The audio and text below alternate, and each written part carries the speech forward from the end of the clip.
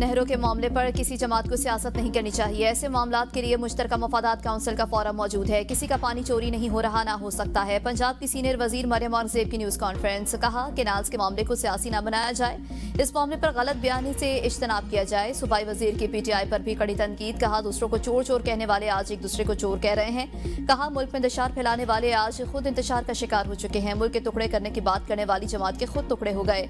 जो इंतशार की पैदावार है वो मुल्क में इंतशार ही फैला सकते हैं। 4.5 साल इक़्तिदार में रहने वालों ने मुल्क का बेड़ा गर्क किया। पीटीआई दौर में सी पैक पर काम को रोका गया। आज महंगाई तारीख की कम तरीन सतह पर है। हमने खोखले नारे नहीं लगाए बल्कि अमली काम भी किया है। बिजली की कीमतों में कमी किसी मुआवजे से कम नहीं।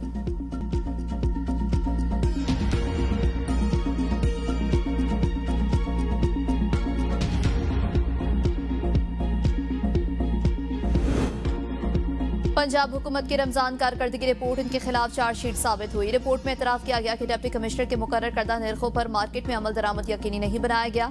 मुशीर इत्तलात खैबर पख्तूनख्वा बैरिस्टर सैफ कहते हैं मार्केट में चिकन 940 रुपए फी किलो फरोख्त हुआ, जबकि डिप्टी कमिश्नर का मुकर्रर करदा निर्ख 585 रुपए था। दीगर अशिया खुरनोश भी मुकर्ररा निर्खों से कहीं ज्यादा कीमत पर फरोख्त हुई।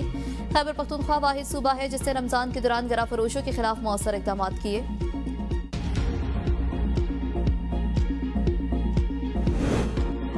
झूठे प्रोपागेंडे से आपकी करप्शन और चोरियां छुप नहीं सकती। आजमा बुखारी का बैरिस्टर साहब के बयान पर रद्द-ए-अमल, कहा पंजाब में सबसे ज्यादा लोगों को रमजान पैकेज और सहूलत बाजारों में रिलीफ दिया गया।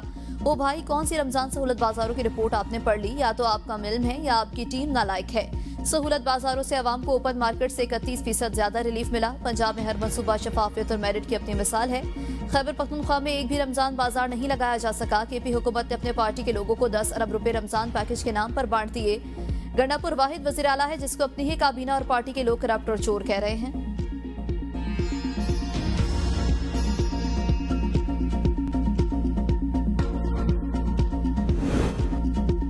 गैर कानूनी गैर मुल्कियों के खिलाफ मुहिम तेज। पंजाब से 1000 से ज्यादा अफराद मुतालिका इदारों की मदद से रिपोर्ट। 24 घंटे में 3000 के करीब गैर कानूनी गैर मुल्की होल्डिंग सेंटर्स मुंतकिल।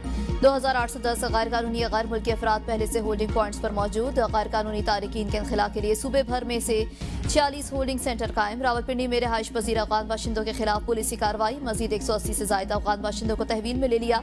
अफगान बाशिंदों को आइंदा 2 रोज में वापस भिजवाए जाने का इम्कान।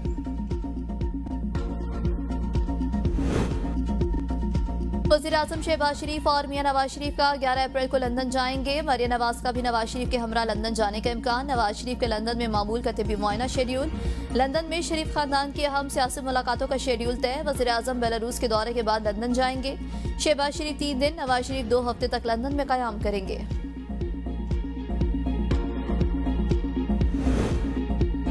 दिसंबर 2022 में बानी ने मुझे कहा था कि आर्मी चीफ से बात करना चाहता हूं, मुझे आप पर एतमाद है, जाएं और फौजी क़यादत से बात करें। आर्मी चीफ के उस्ताद के जरिए राबते की कोशिश की, आरिफ अलवी के जरिए भी बात करने की कोशिश की, लेकिन दरवाजे नहीं खुले। पीटीआई रहनुमा आजम सवाती का कुरान पर हाथ रखकर इंकिशाफ। मजीद कहा पार्टी रहनुमाओं ने मुझे घर से उठाया और 22 अगस्त का जलसा मुलतवी कराने का कहा। बैरिस्टर गौहर मेरे घर आए और मुझे अडयाला जेल ले गए। हमने बानी पीटीआई से कहा आरिफ अलवी और साथियों से मिलकर एस्टेब्लिशमेंट से बात करेंगे। बानी ने कहा किसी को बताने की जरूरत नहीं किससे कहाँ राबता कर रहे हो, अगर वो बात करना चाहते हैं तो मैं पहले दिन से तैयार हूँ। आजम सवाती ने मजीद कहा कि मैं पार्टी में तफरीक पैदा नहीं करना चाहता, मुल्क को बचाना है तो शर और फसाद पैदा करने वालों का मुंह बंद करना पड़ेगा। मैं अली अमीन गंडापुर के साथ खड़ा हूँ।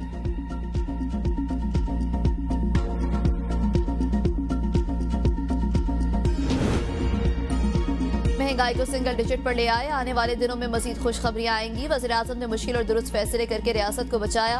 वफाकी वज़ीर इत्तलात अता तारड़ का तकरीब से खिताब, कहा जब हमने हुकूमत संभाली तो कहते थे कि मुल्क डिफॉल्ट कर जाएगा। दुश्मन ताक में था कि पाकिस्तान डिफॉल्ट कर जाए। ये मुल्क है तो हम सब हैं। हमने मुश्किल हालात में भी हिम्मत नहीं हारी। नारे लगाने से कुछ नहीं होता बल्कि अमली काम करना होता है। हम सबको मिलजुल कर पाकिस्तान की तरक्की के लिए अपना किरदार अदा करना होगा। वज़ीर मुमलिकत बिलाल अजहर कियानी का कहना है अवाम को रिलीफ की फरहमी वज़ीर आज़म की तरजीह है। नारों के बजाय अमली इकदाम कर रहे हैं। सस्ती बिजली से घरेलू और सनदी सार्फिन को बहुत रिलीफ मिलेगा। मुहासिल में इजाफे के लिए भी इकदाम कर रहे हैं।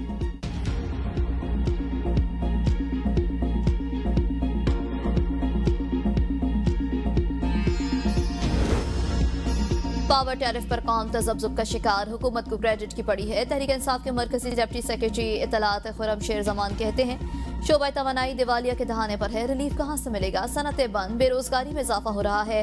शहबाज महंगाई का एक ऐसे सुनामी लाए हैं जिसमें कर्जे बढ़ रहे हैं, तजारती खसारा एक नए इक्तिसादी बहरान का पेश खैमा है। लाखों नौजवानों को गुर्बत की लकीर के नीचे धकेला जा चुका। नाअहल और नालायक हुकूमत चीनी, पेट्रोल और गंदम समेत दीगर बहरानों से खुद को बचाने की पॉलिसी पर अमल पैरा है। इम्पोर्टेड वजीर आजम फौरी मुस्ताफी हों और कौम से अपनी गलतियों की माफी मांगे।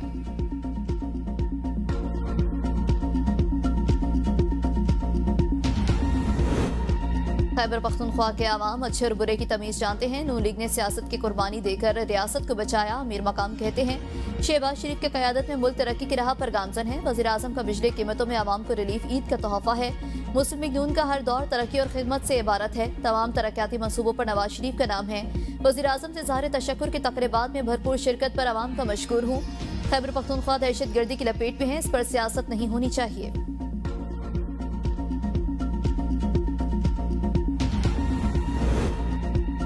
मौजूदा हुकूमत पीपल्स पार्टी के बगैर एक दिन नहीं चल सकती। इत्तेहाद मुल्क की मुफाद में क्या? गवर्नर पंजाब सरदार सलीम हैदर का पिंडी खेप में तकरीब से खिताब। कहा, पीपल्स पार्टी जिम्मेदाराना सियासत के कायल है, लेकिन पीपल्स पार्टी को साजिश के तहत कोने से लगा दिया गया। मुखालफीन अवामी तरक्की के मिशन में मुदाखलत बंद करें। गवर्नर ने वाज़ेह किया कि वो पंजाब के आईनी सरबराह हैं और उन्हें उनके इख्तियारात का बखूबी इल्म है। SOS पाकिस्तान पूरे मुल्क में फैल गया है। वज़ीर कानून आज़म नज़ीर तारड़ कहते हैं, हम लोग एक होकर बेहतर पाकिस्तान बना सकते हैं। SOS पाकिस्तान के बच्चे मुख्तलिफ शोबों में मुल्क की खिदमत कर रहे हैं। मुझे खुशी है कि SOS विलेज इंसानियत की खिदमत कर रहा है। बच्चे हर शोबे में आगे जा रहे हैं। मुआशी इस्तेहकाम के साथ रोजगार के नए मौके भी पैदा हो रहे हैं। वज़ीर आज़म की तरफ से SOS को 10 करोड़ रुपए दिए जाते हैं।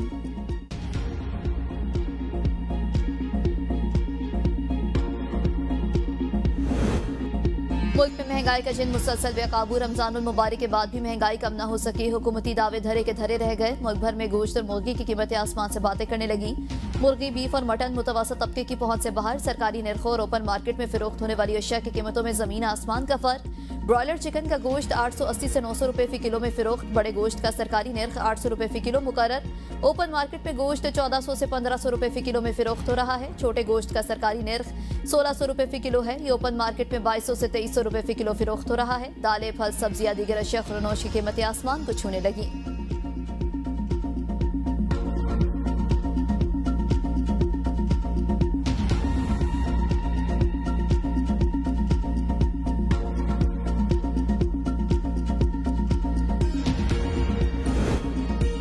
हुज्जाज के लिए फ्लाइट्स 28 मई से शुरू होंगी। सरकारी हज स्कीम के तहत 90,000 हाजी इस साल जाएंगे। हाजियों की जितनी रकम बचेगी उन्हें वापस करेंगे। वफाकी वज़ीर मज़हबी अमूर सरदार मोहम्मद यूसुफ की न्यूज़ कॉन्फ्रेंस। कहा, हुज्जाज के लिए इंतजाम हतमी मराहिल में हैं। आज़मीन हज को मुल्क के मुख्तलिफ अज़ला में तरबियत दी जा रही है। आज़मीन हज के लिए बेहतरीन इंतजाम किए गए हैं। सऊदी अरब जाकर हुज्जाज कराम के लिए इंतजाम और सहूलियात का जायजा लिया। हुज्जाज की ट्रेनिंग का दूसरा मरहला जल्द शुरू होगा।